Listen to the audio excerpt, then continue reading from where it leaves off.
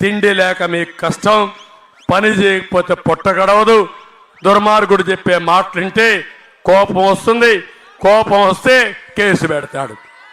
ఇది జరిగేది. అందుకే మళ్ళా ఈ వృద్ధులందరికీ హామీ ఇస్తున్నా, నేనే 200 రూపాయల పింఛన్ 2000 చేశా. ఈ నార్సీ సైకో 1000 రూపాయల నుంచి 3000 చేశాడంట. నమ్మతారా? నమ్మతారా మీరు? అదే అబద్ధాన్ని చెప్పిందే చెప్పి చెప్పి చెప్పి నిజమని మిమ్మల్ని నమ్మించేదే నార్సీ విధానం. ఈరోజు నేను ఒక మాట చెప్తున్నా, నేను 3000 పింఛన్ 4000 చేస్తానా లేదా? ఎప్పటి నుంచి? ఏప్రిల్ నెల నుంచి. నువ్వేమి చెప్పావు? ఏం చెప్పాడు? 2028 నుంచి 250 రూపాయలు వేస్తాడంట. ఏమమ్మా మీకు అందరికి ఆమోదమా? ఇది ఒప్పుకుంటారా? దీనికి నేను వస్తానే జూలైలో బకాయిలతో కలిపి 7000 రూపాయలు పెంచిన మీ ఇంటికి వస్తుంది. దివ్యాంగులకి 12,000 వస్తుంది. అందరికీ పింఛన్లు పెంచుతాను. శవ రాజకీయాలు చేయను.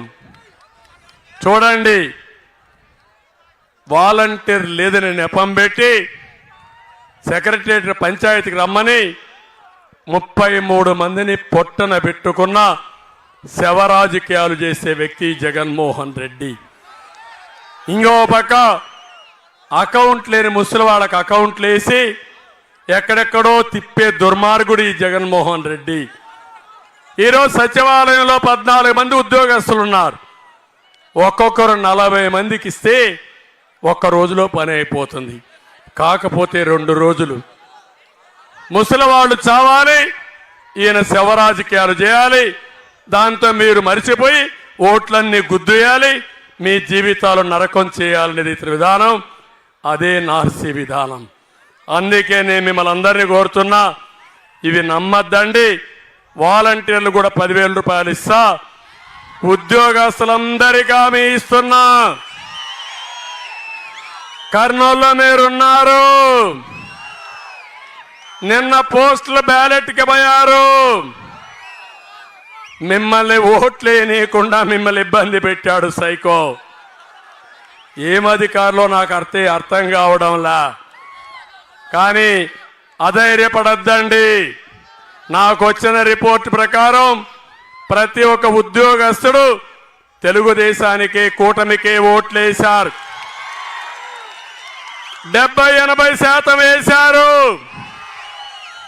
కష్టమని, ఎండుందని యామారితే మీ జీవితాలు నరకం అయిపోతాయి. ఒకరోజు కష్టపడదాం, ఎండలో నిలబడదాం, ఓటేద్దాం, మన జీవితాలు మార్చుకుందాం. ముందుకు రమ్మని నేను కోరుతున్నా. 13వ తారీఖున ఈ పాండ్య నియోజకవర్గంలో 1,60,000 16 డివిజన్లో ఉన్నాయి. 1,50,000 గ్రామీణ ప్రాంతాల్లో ఉన్నాయి. ఎప్పుడు కూడా మీకు ఒక అలవాటు, ఓటేయకపోతే ఏమని.